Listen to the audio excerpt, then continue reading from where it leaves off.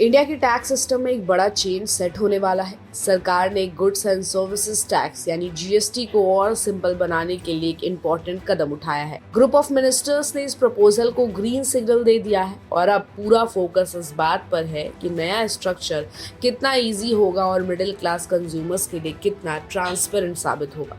अब सबसे बड़ा सवाल यही है कि क्या ये मूव आपके डेली बजट को हल्का करेगा और क्या मार्केट डायनामिक्स पर इसका असर फेस्टिवल सीजन से पहले साफ दिखाई देगा।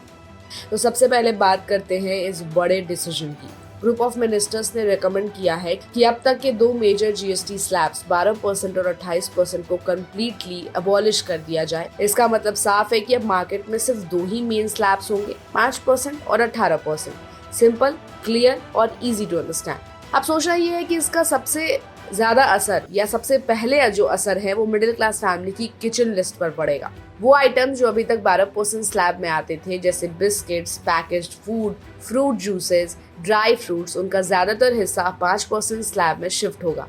मतलब चाय टाइम बिस्किट्स और स्नैक्स और सस्ते हो जाएंगे। वही 28% स्लैब वाली चीजें जैसे small cars, cement, paints, TVs, refrigerators, इनमें से करीब 90% प्रोडक्ट्स को 18% स्लैब में लाने की बात हो रही है। मतलब सीमेंट और अप्लायंसेस की कीमतों में गिरावट देखी जा सकती है, जो डायरेक्टली होम बायर्स और डेली कंज्यूमर्स के लिए रिलीफ होगा। लेकिन ध्यान रहे, लग्जरी और सिन गुड्स को सरकार ने अलग ट्रैक पर रखा है। Tobacco, alcohol, high and cars जैसी आइटम पर 40% तक का जीएसटी लागू होगा।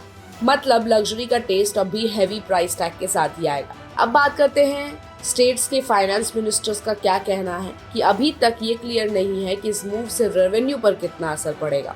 रेवेन्यू लॉस या गेन का एग्जैक्ट एस्टिमेट अभी तक कैलकुलेट नहीं हुआ, इसलिए फाइनल डिसीजन अब जीएसटी काउंसिल की मीटिंग में होगा, जिसमें सारे स्टेट्स और सेंट्रल गवर्नमेंट शामिल होंगे। अगला स्टेप क्या होगा? तो जीएसटी काउंसिल की अगली मीटिंग जो फेस्टिवल सीजन से पहले होने की उम्मीद है, उसमें फाइनल ब्लूप्रिंट अप्रूव किया जाएगा। अगर ये पास हो जाता है तो जल्दी आपको अपने मंथली बजट और शॉपिंग लिस्ट में बदलाव नजर आ सकता है।